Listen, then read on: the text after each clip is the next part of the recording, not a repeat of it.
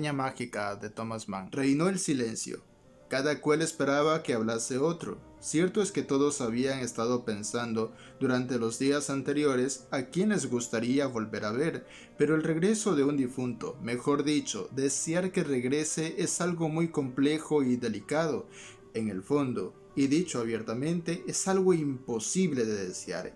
Es inviable, es un error, pues bien pensado, el mero hecho de desearlo es tan imposible como la cosa misma, como se demostraría si la naturaleza hiciera posible lo imposible. Y el dolor que sentimos ante la pérdida de un ser querido tal vez no es solo dolor por la imposibilidad de que vuelva a la vida, sino más bien porque ni siquiera nos es dado desear que lo haga. Para entender la novela de Thomas Mann hay que tomar en cuenta algunos detalles. Primero hay que partir del contexto, después iremos al fondo de la obra y por último analizaremos algunos detalles de su forma y por qué es una novela extensa. En el caso del contexto histórico, político, literario, hay que tomar en cuenta algunos detalles. Para empezar, al igual que Hermann Hesse, Thomas Mann se preocupa por rescatar el espíritu alemán, es decir, a aquello que había hecho grande a Alemania durante el siglo XIX. De hecho, no es raro encontrar algunas referencias a Johann Wolfgang von Goethe, uno de los pilares de la cultura alemana. Ahora, ¿qué ocurre durante 1912, que es cuando empieza a escribir la novela, hasta 1924, que es cuando ya finalmente se publica? Hay un cambio desde el inicio de la novela hasta el final. Para empezar, en 1914 estalla la Primera Guerra Mundial y Thomas Mann, este autor, se decanta precisamente por la Gran Guerra. Cree él fervientemente, de hecho llega a publicar todo un libro sobre una apología a la guerra. Él cree que ese es el camino que convertiría a Alemania de nuevo en una gran potencia cultural y empieza precisamente a apoyar. Ahora, él no apoya, después de la derrota alemana en la Primera Guerra Mundial, él no apoya para nada al nacionalsocialismo de la Segunda Guerra Mundial. Él consideraba, en primera instancia, en el contexto de la Primera Guerra Mundial, que la sociedad alemana necesitaba precisamente de un orden rígido y, por lo tanto, ajena a ese sentido democrático y de la libertad y todos esos conceptos. De hecho, esas referencias se pueden descubrir, decodificar, se pueden inferir a través de los diálogos que mantienen dos de los personajes más entrañables de esta obra, que son Nafta y Settembrini. Ahora, el personaje principal de la novela es Hans Castor, pero antes de entrar al fondo de la novela en sí, hay otros detalles importantes en cuanto a contexto para entender la obra. Para empezar, sobre la personalidad del autor. Thomas Mann sufría básicamente por reprimir su homosexualidad. Hay algunas referencias, ¿no? Obviamente en la obra de la montaña mágica, aunque ligeras, pero es claro que para Thomas Mann eso era algo que constituía un sufrimiento constante. Y en ese sentido, pues esa represión representa para él algo que utilizaba como una metáfora, y él decía que necesitaba amarrar los perros en el sótano, es decir, las emociones, reprimirlas de tal forma que no se den a conocer, porque bueno, estamos hablando de principios del siglo XX. Hay que recordar que la homosexualidad era completamente reprimida, de hecho era considerada una enfermedad hasta los años 90 del siglo XX. Ahora, en ese sentido, el autor como tal entonces empieza a proyectar sobre sus escritos pues esa represión de las emociones. Vamos a notar algunas referencias de ese carácter a lo largo de la novela. Obviamente no va a ser lo central, no es para nada una novela que vaya a digamos, analizar a profundidad ese aspecto, sino que más bien está marcado a lo largo como una especie de un plano secundario, una línea, una segunda columna vertebral básicamente de la novela. Entonces podríamos desentrañar de ahí algunas de las cuestiones que quizá nos resulten un poco dificultosas de comprender a una primera lectura. Entonces, desde el punto de vista del contexto, aquí sí importa la vida del autor y cómo éste se proyecta a través de su novela, a través de la producción literaria que él tiene, el apoyo a la guerra y también la represión de su homosexualidad. De hecho, él llegaría igual a casarse, a tener una familia, porque era precisamente lo que debía hacer de acuerdo al contexto de la época.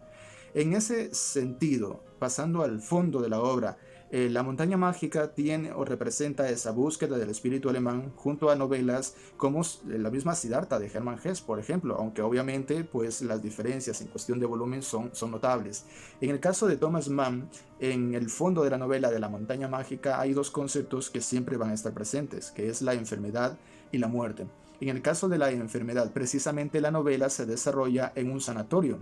En este caso hace referencia más bien a un aspecto real de la vida del autor, porque su esposa estuvo internada por mucho tiempo durante un sanatorio y durante ese tiempo él la visitaba y él iba conociendo precisamente algunas de las características de ese lugar. De hecho, ese sanatorio existe en un lugar de Alemania denominado Davos. Ahora, en ese contexto, en esas visitas que hace Thomas Mann a su esposa, él va comprendiendo algunos detalles del lugar y va ideando y va tejiendo poco a poco la novela desde 1912 hasta 1924 que finalmente se publica. Ahora, el autor como tal sufre una transformación, es como si estuviésemos ante dos Thomas Mann, el Thomas Mann que apoyaba la Primera Guerra Mundial y el Thomas Mann reaccionario ante el surgimiento del nacionalsocialismo que desembocaría en la Segunda Guerra Mundial.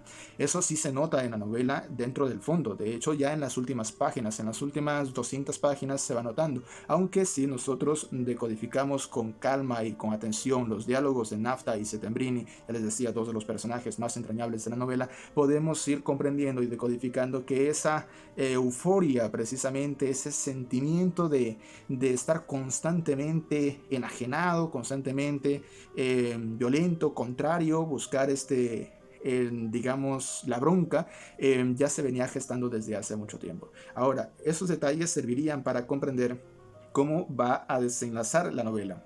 Recuerden, es una novela de más de 1000 páginas y en ese sentido necesita desembocar de tal forma que todo lo que se ha leído tenga sentido. Eso en cuanto al fondo, la enfermedad y también la muerte pues son conceptos muy contundentes, muy claves y que no se puede hablar en profundidad de esos dos conceptos mencionando detalles porque sería un spoiler, sería adelantar detalles importantes para entender la lectura.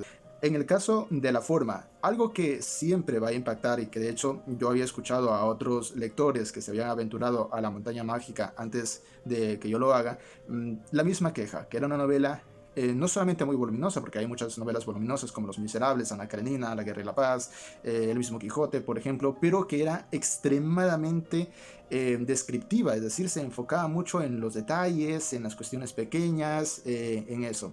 Y pues hay algo que entender de Thomas Mann que explicaría un poco en ese sentido. Si bien es cierto, efectivamente hay descripciones que no vienen al caso, que ocupan en varias páginas, decenas de páginas incluso, que bien se las hubiese podido quitar, pero tienen un sentido, porque es la técnica de Thomas Mann. ¿Qué hacía Thomas Mann desde el punto de vista de la forma para escribir? Él era una especie de documentalista, es decir, él buscaba lo que estaba ocurriendo en su tiempo, en su momento, y empezaba a tejerlo en la obra, lo hacía parte de su obra. En ese sentido se parece mucho a los escritores realistas, es decir, empiezan a investigar, empiezan a leer lo que está ocurriendo en su momento, ya sean noticias de algo que sucede, algo que les sorprende, se hace mención al Titanic, recordemos que la novela se empieza a escribir en 1912, entonces sí hay una referencia al Titanic, muy de paso, muy simple, no entra tampoco en detalles, pero hay una referencia. También hay otras referencias, por ejemplo, como el aparecimiento de los rayos X, de las radiografías. También hay una clara y muy poética referencia a la invención del gramófono como tal, al disco, al escuchar música por primera vez a través de un disco. Y en ese sentido, pues son detalles que representan la técnica de Thomas Mann.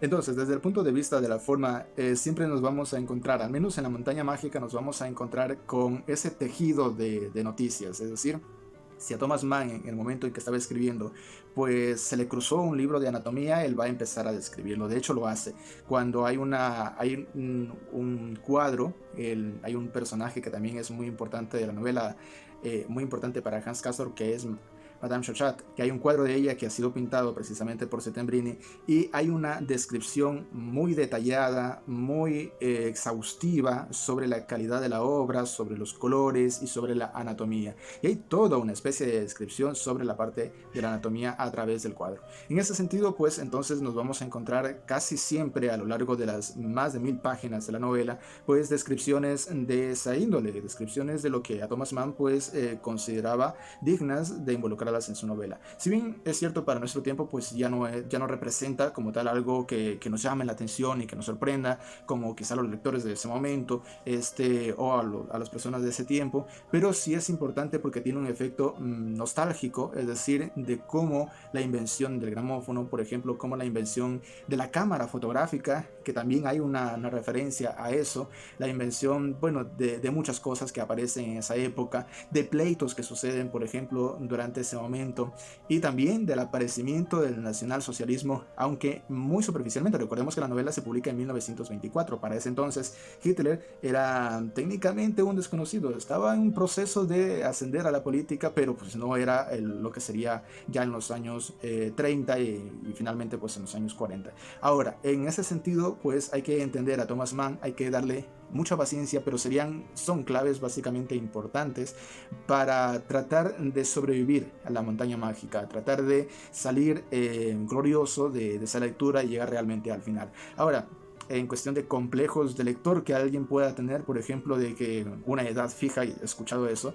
para leer la novela, que si a los 40 años o antes o después, es lo de menos. La idea para abordar una novela como esta es tener primero un contexto histórico muy bien fijado, comprender muy bien la naturaleza de su autor, algunos acontecimientos históricos y obviamente las invenciones de su tiempo, pero también a otros detalles y otros contextos anteriores al siglo XX y por qué este desaparecimiento básicamente de la preocupación que siente el ser humano con respecto, por ejemplo, a el bienestar del otro. Hay una especie de inestabilidad emocional, hay una especie de deseo por agredir al resto, por una especie de un ambiente tedioso, completamente caldeado precisamente por una guerra mundial que se estaba gestando. Se nota básicamente eso entre los personajes. De hecho, hay una referencia a eso en las últimas páginas que no voy a ahondar mucho por si alguien llega a estas alturas y no voy a adelantarle nada de la lectura,